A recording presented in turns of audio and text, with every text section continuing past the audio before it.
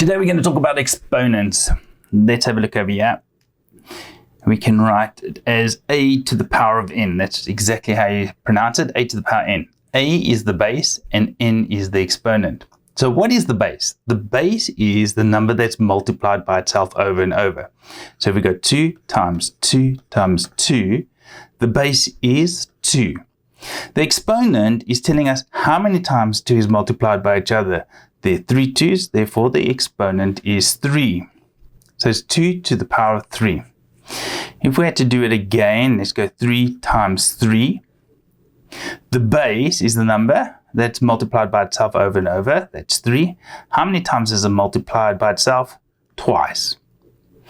If we had to take a number like 4, what it's actually saying is it's 4 to the power of 1.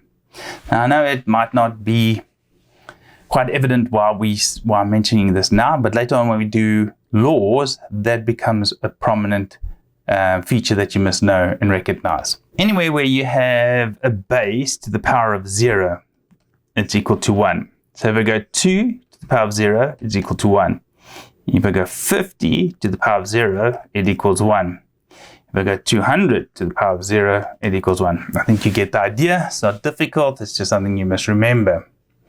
Another thing that I think catches one out quite easily is if I go 1 to the power of 2. And then quite often people go 2. That's not right. Why? Because it's 1 times 1. And 1 times 1 is 1.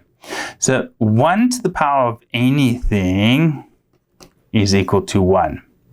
That's just something that you need to remember. You know, when it catches you out when you're under pressure and you have to get through the exam paper or something like that. So 1 to the power of anything is equal to 1. The final thing I want to talk about is if we have a negative base, so minus a, and we have an even exponent, so it can be something like 2, 4, 6, 8, 10, the outcome is positive. In the same way, if you have a negative base, but this time you have an odd exponent, the outcome is negative. So what do I mean? Let's take this as an example. We got minus 2 to the power of 2.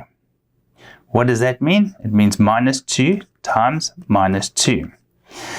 A negative times a negative is a positive, and 2 times 2 is 4. If we do it in odd number, so in other words, it's minus 2 to the power of 3, any odd number, it'll be minus 2 times minus 2 times minus 2. Now, because there's an odd number, so a negative times a negative is a positive, times a negative, you'll get a negative number. And 2 times 2 is 4, 4 times 2 is 8. So basically, you have an odd number of negative numbers, and therefore you'll get a negative value. Whereas if even numbers, there'll be a same amount of negative numbers, which will make it a positive value.